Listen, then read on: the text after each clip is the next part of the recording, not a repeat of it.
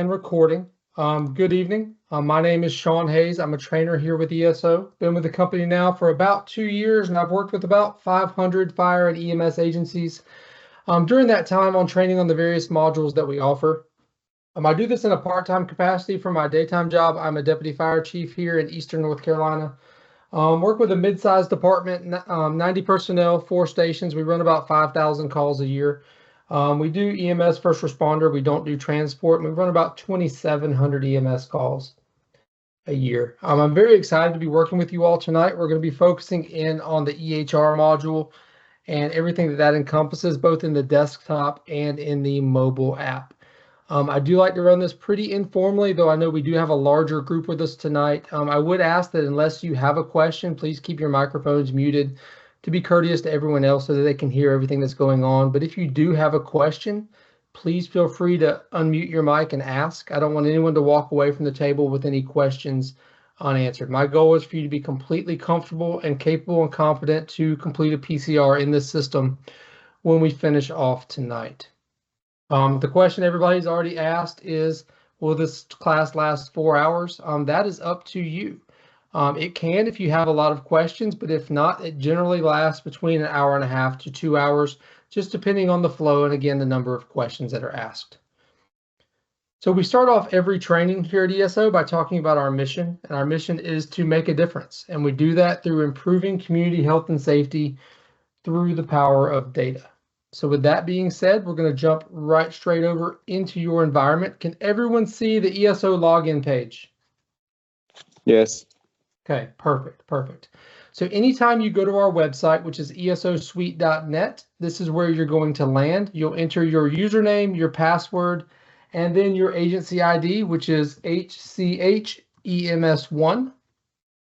Let me correct my password here and hit let's go. And it will now open the dashboard for you. So this is where everyone lands as soon as you log into ESO. I like to explain everything from top to bottom, left to right. That way I'm consistent and we don't miss anything.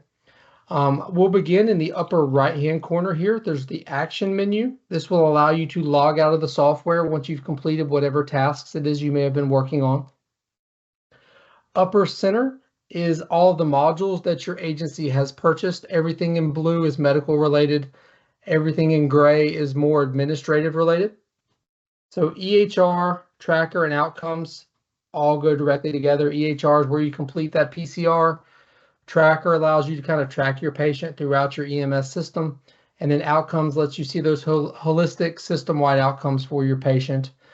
And then QM allows your administrators or whoever does your QA/QI on your PCRs to do clinical documentation and billing reviews, and they can send feedback back to those providers and report writers on things they did well in the report or maybe some things they need to work on a little bit more, and they can send that feedback directly back to those providers. The things in gray, again, are more administratively driven. PM is our personnel management module. That is the human resource module. So everyone that can log into the system has a user profile. And that profile, the department can be as comprehensive as they like about documenting employee information. So name, address, email, phone number, years of service, your position within the agency. You can set up all types of different things there within PM. You can track licenses, certifications, credentials, skills, all those sorts of things can be done within PM. Insights and ad hoc are our data analytics or our analytical tools. While we always say it's very important to put good quality data in our PCRs, that's so that we get good quality data back out when we're doing those data analytics. Insights is been out, it's been released with ESO now for about a year, maybe a slightly longer. It's our new analytics module. It's dashboard based, so you can build your dashboard with all forms of custom widgets, different types of graphs, charts, pivot tables, box and whisker plots, heat calendars, all those types of things to visualize your data. Ad hoc is much more old school, and I'll just give you a little behind the curtain information. Ad hoc is going to be going away probably in the next year. So if it's your role in the agency to do your data analytics, I would focus my time and energies on insights as opposed to ad hoc, because again, that's dying technology that's going to be phased out. And then admin is where your system administrators configure your system. So within your PCR, there are things that we call validations. So validations are the required fields, the pieces of the report that your department says you have to complete in order to lock the report. So those are called validations. So your department configures all of those within admin. On the left-hand side here, we have product training. So tonight you're doing a one-on-one agency and a trainer on the EHR module. If at any point in the future you would like additional training on any of the modules that you have purchased, we do offer free monthly webinars. You would just come here and select webinar, select the module that you would like to train on. So let's say insights. Let's say it's going to be your role to do that data analytics.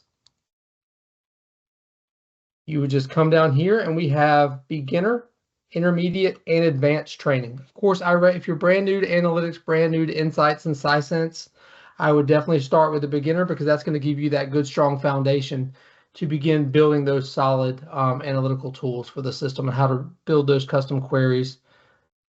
So if you click on the training you would like, you just select the date and time that works best for you, enter your demographic information and hit register, and you will receive an email with a Zoom link for that specific webinar.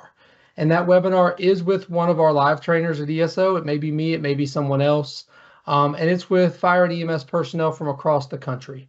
So I think it's good to attend those classes. You get to kind of hear insights from people across the country and hear how other people do things. I think we still have some folks joining. We have 2 more that have joined, so let me let them in really quickly. All right, and let's jump right back over. All right, so with that being said, we will dive back in to the ESO dashboard. In the center, you'll see messages. So within the admin module, your system administrators have the ability to send out what are called alerts. And those are messages that will appear on the home screen of all of the ESO users for your agency. So anything that you guys want to put a mass message out about, you can do that if you have the security role within admin, and it will appear here under messages. In the bottom right, we have the resource center. And you will see this within every module that we have, and it is module specific. So if we open it here on the home page, you'll see we offer additional training resources. You can give us feedback. So as providers or as administrators, if you see things you wish that we offered within ESO or any of the respective modules, please give us that feedback. This goes directly to our product team and our developers, people that are much, much smarter than me, and they will weigh out your feedback, and they are very, very progressive and always want to make our system better. So we do that by getting that feedback from the actual end users. And if you ever have the need to submit a support ticket, maybe something's not quite working the way that you would like, or maybe you have a question, you can either call our 1-866 number and hit option 3 and speak to one of our live tech support agents, or if it's something that's not pressing, you can submit a support ticket online. So with that being said, we're going to dive here into the desktop version of EHR. And as I said in the intro, there's a desktop version and a mobile app, and we're going to take a look at both. If we open the desktop version, you can see all of your reports here, your PCRs. You can, in the upper left, hit the home button. It'll always take you back one previous page. That ESO icon serves as a hidden menu, so it will allow you to move to a different module without going back to the dashboard to do so. On the far right, again, we can log out of the software if we choose. So what you see here is going to be very much dependent upon your security roles and whether you're a user, a supervisor, or an administrator. If you're a baseline user, you are only going to be able to see PCRs that you were a part of the call. If you're a supervisor or an administrator, if your department has your security roles configured that way, you'll be able to see more because obviously you're responsible for more providers that operate under your supervision. But you can control what you see here based upon the selected view. Your reports are going to show in one of 3 statuses. So if it is a draft report, meaning that all of the validations or required fields are not complete, it's going to show as a green padlock in the open position. That means it's a draft.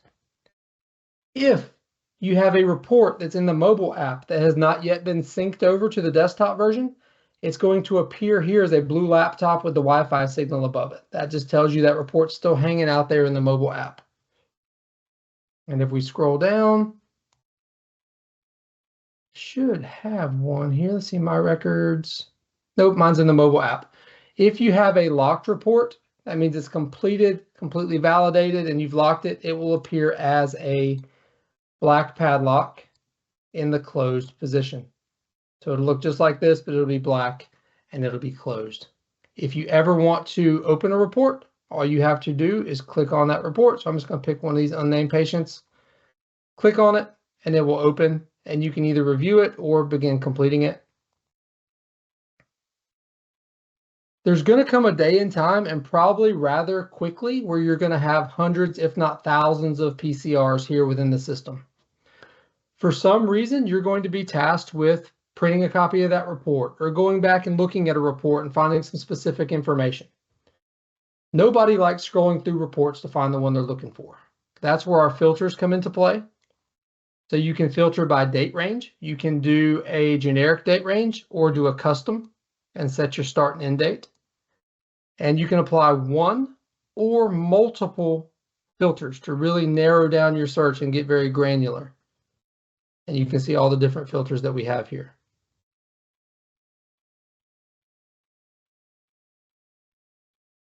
Again, if you want to open a report, you just click on it. When you have a report that's hanging out in the mobile app, you can either sync it from the mobile app, which I'll show you in a few minutes, or you can come here, click the action menu, and you can force sync and bring it over from the desktop version as well. If we wanted to print a report, you simply just click print, and you can select if you want the whole PCR, the billing report, or the quick summary report, and just hit next. And this is what your draft reports look like in a print preview format.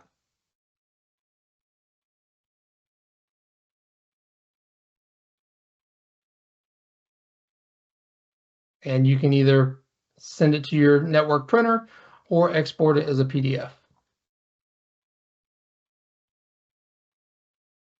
If you have a report that is locked, let's find my reports. So we'll say my records, and I have one right here. I'm going to bring it over. I'm going to force sync. And now you can see it's locked because I had locked it in the mobile app. I want to check my options here. I can now edit it. I can print it. I can fax it. I will tell you that as of this moment right now, your fax capabilities are live.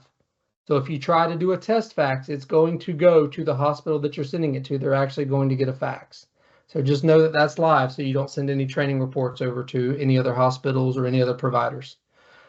You can view attachments. So if you have any cardiac monitor files or if you upload any other types of attachments, you can unlock this report if you like.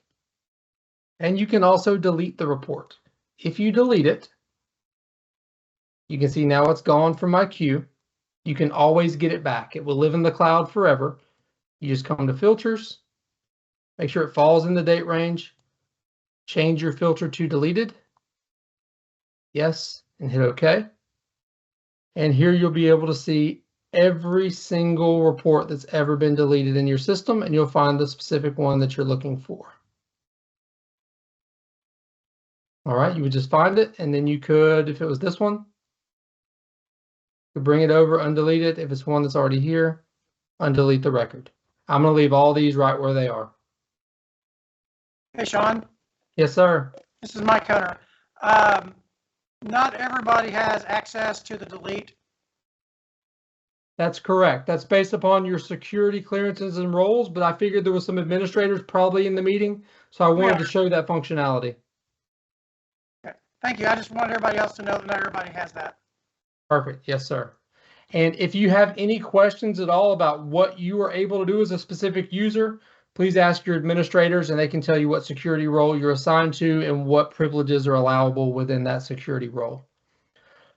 In the bottom right-hand corner, we have fax history. So you would be able to see any faxes that you had sent over in the last 15 days.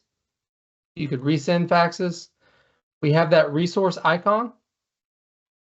So again, it's module specific. So if you're someone that really likes to keep up to date with the tech and advances that we're making within the software, you can view updates that our developers have been making within EHR. You can scroll down and see exactly what they are and when they were released. You can, again, view additional training resources that are linked directly to the EHR module. We have some training videos, some PDFs. You can register for those live trainings. Again, give us feedback that's specific to this module. If you're curious about what's coming next, so what is our product team working on down the line, you can view our product roadmap. And you can see everything that is coming down the line. The first column are things that we have recently released, things that are in current development, and things that are kind of on the horizon for us. When you are ready to create a new PCR here in the desktop version, you click the green button at the bottom.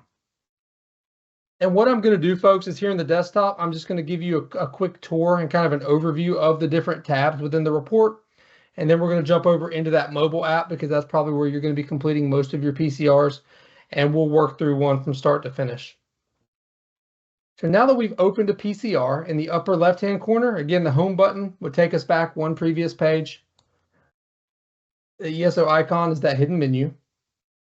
Then we have our patient button. So instead of creating a different incident number or a different EHR number for every patient, you can link multiple patients to the same EHR record. So if this was a motor vehicle accident with 2 or 3 patients, you could just hit add new patient. And now I have 2 patients. I can toggle back and forth between the 2. If you have multiple tablets on your ambulance, you can have a tablet with each provider and they can be working on each patient's PCR independently that are linked together within EHR. If you accidentally add one too many patients, just click on the patient. You can come over here to the action menu and you can delete that patient. And now you're back to just the single. The check mark is our validation. So this tells you, based on your department configuration, everything that you have to complete. It tells you what tab it's in and what the specific field is called. Right now, there's 22 items. I will tell you that once we tell the system we have a patient, that number will go up. But as we satisfy the validations, you'll see it come down until ultimately it reaches 0, and you'll see a big green check mark, and you can lock this EHR record. You can access your camera on your device if you need to take pictures of anything. We have our action menu, which again, you can print a report, you can view attachments, view any cardiac monitor files, view your clinical guidelines that your department has uploaded. So it'll download as a PDF. And then we have our quick treats. And quick treats are probably going to be more useful to you in the mobile app in case it's a serious situation where you have a lot to do and few hands to do it, but you still want to document something quickly. This gives you that ability. So you can very quickly document a set of vitals. Some general treatment options that your department has turned on. You can configure up to 20 items within each of these categories. Some medications, and then your CPR actions. If you want to make it go away, just click the lightning bolt again. And then it leaves us with our tabs that are all part of our EHR record. So the incident tab is where we're going to document things such as our incident number, our run type, the station, the unit. And I'm just going to scroll down through this. We're going to touch on it again much more in depth when we complete a PCR over in that mobile app. We're going to get into our scene. So our address, where do we respond to? We add our personnel. We document our disposition. So was this a refusal? Did we make patient contact? Did we transport the patient? If so, where did we transport them? Did we transfer them to another agency? All of those things will be answered here within disposition. And then where did we transport that patient? What hospital? So we would document our destination. We would document all of our response time intervals here under times. We can grab our mileage. And then if there were any additional agencies on scene, we would document that as well, or any bystanders that were assisting, anyone that you would like to document. The patient tab is where we document those patient demographics. So their name, date of birth, gender, race, ethnicity, address, phone number, all of those sorts of things. I will show you some features here. Longitudinal records is new. So if you have the first name, last name, date of birth, and one of these three fields being Social Security, phone, or address, you can do a search and you can go back and see all of your patient interactions from the past with that specific subject. Right now, longitudinal records is only available in the desktop version, but it will be coming for the mobile app in the future. You can do a driver's license scan. So you can utilize the camera on your tablet to scan the barcode on the back of a driver's license to pull that information in. The only thing I would tell you about that is my community, we're very close to a military base, so we have a big transient population and people don't always update their driver's licenses as they move from place to place. So if you're going to do that driver's license scan, you may just want to confirm with the patient that that is their actual address and all of their pertinent information. We can get their contact information. And again, you'll see the UTO button.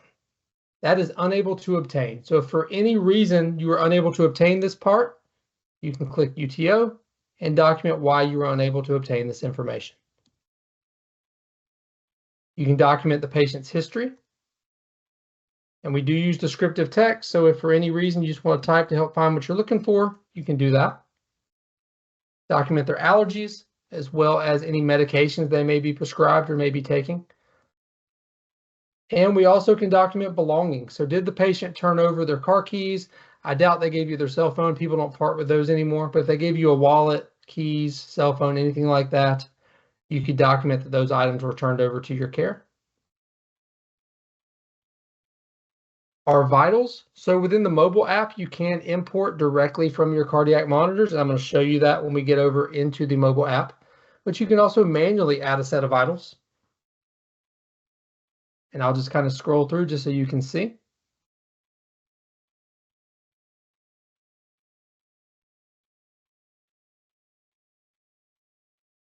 And if I'm moving too fast or anyone has a question, please let me know.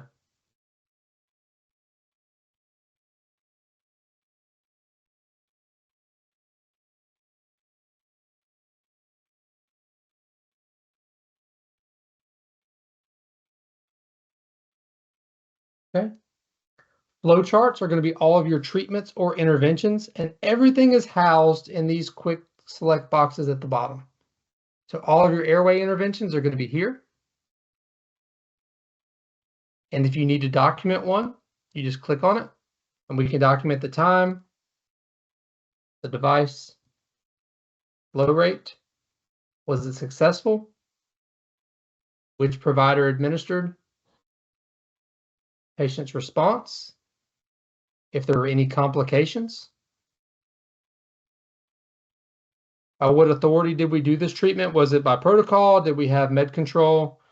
Were they on the phone, online, on the scene? And if so, we can reference that physician or reference number.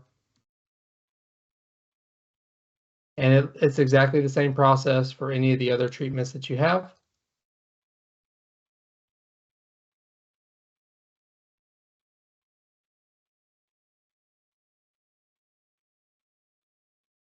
All of your medications. And again, you can quickly search here.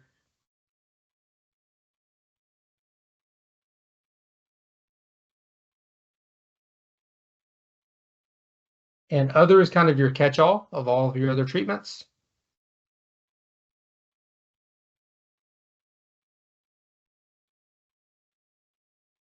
For patient assessments, we have 3 different types. We have a quick, we have a detailed, and we have an anatomical or a trauma assessment. If you want to do the quick assessment, you simply just scroll down and mark not assessed or normal or no abnormalities. If you need to document something in detail, you just hit assess and it takes you into our detailed assessment. Our detailed assessment looks just like this. We can document findings for each area or category.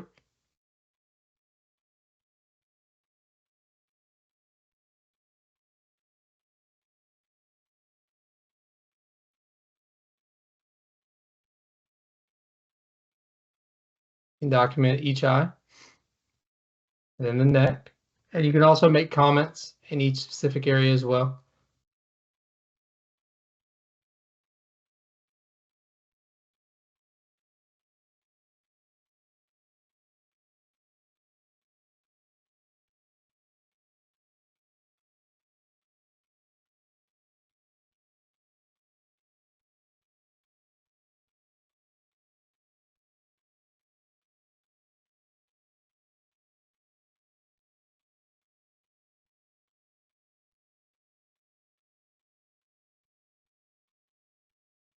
And here at the extremities, you can do a whole extremity or go all the way down to like a finger or a toe.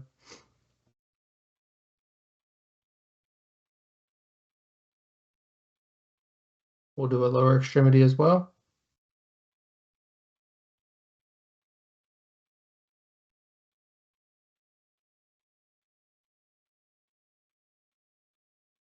Document our pulses,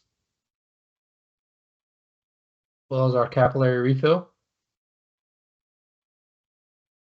our neurological assessment, and then a neonatal assessment if we need.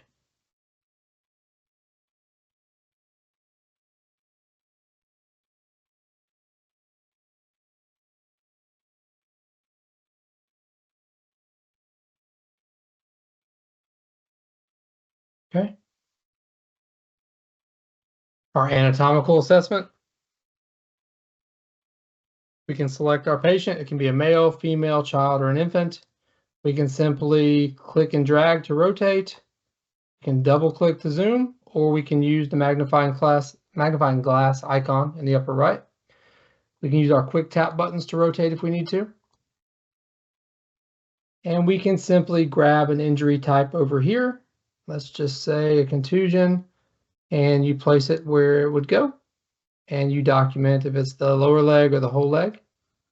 And you can do as many of these as are necessary. Somebody else is joining again. Bear with me here. Got it.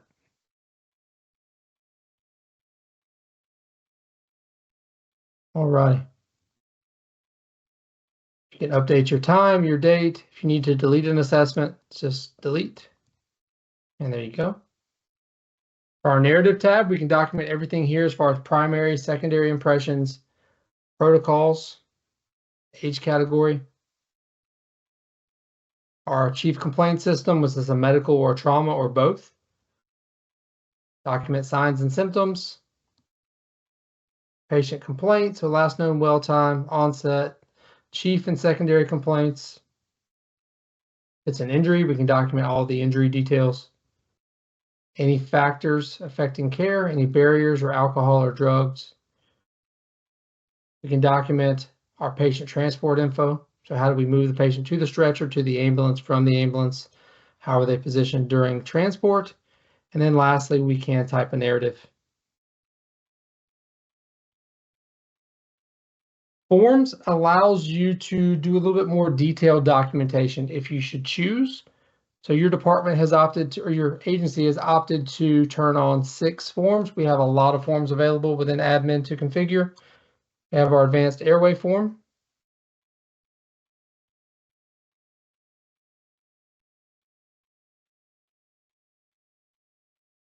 I apologize if you hear my lab barking. She likes to say hello every time I teach a class. It never fails. So we can do our Cincinnati stroke scale.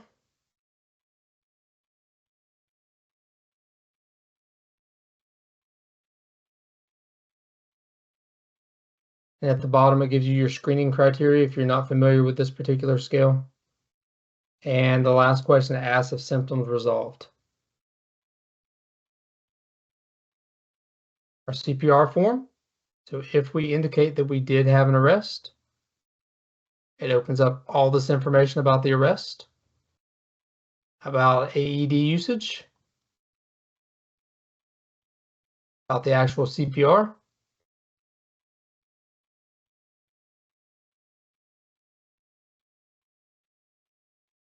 and then ROSC, or was there an infield pronouncement?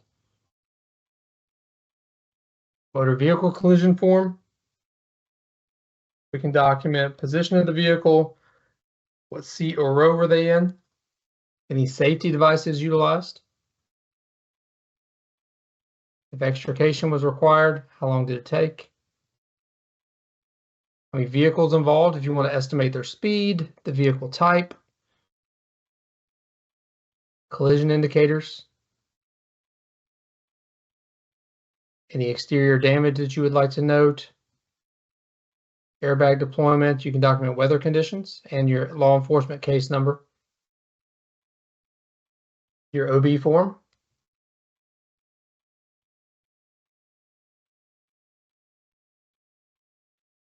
With your APGAR scoring. And lastly, your sepsis screening. Hey, Sean, Yes, sir. is there a form that collects CARES information? I will check for you as soon as we're done. Let me make a note. They release new forms quite often, so let me check on that. Okay, thank you. Yep, no problem. I keep a little notepad right here next to my computer so I can look into things. Got it. And next is your billing. So it's really up to your department how much, I'm sorry, your agency, how much they want you to collect here for billing. Looks like currently, it's not going to show me unless we add a patient. But I'll just scroll down and we'll look at this when we're in the mobile app. So we can document payment info, contact info, billing details, your medical necessity, your transport information. Was this a work-related transport, next of kin, and then lastly, you can build in consumables if you want to document any consumables utilized. The last tab is the signatures tab. So at the very top, we have all of our billing authorization forms. So the patient or parent authorization form. And you can collect signatures as well as witness signatures. Authorized representative form.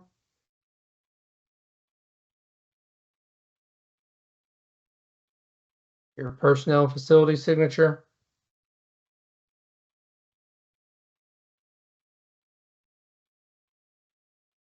So for the providers, this is where your providers would sign. They would just come in, select their name, click in the box, and they can sign. And you can have multiple providers sign. Your facility can also sign saying that they received the patient. They can acknowledge paperwork and also sign for airway confirmation. We have our refusal form, which your department can customize. We have our capacity assessments.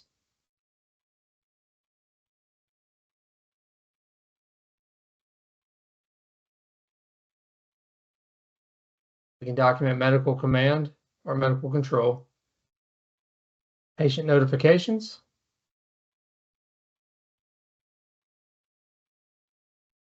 Provider can sign. Then we document what exactly did the patient refuse. We have your custom refusal statement here. If the patient made any comments, you can document those, have the patient sign, or if they refuse, you can have a witness sign as well. We have a physician certification statement.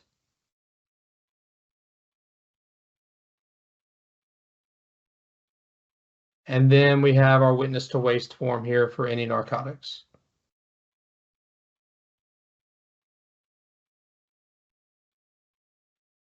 All right, folks, so that is the desktop version of ESO EHR.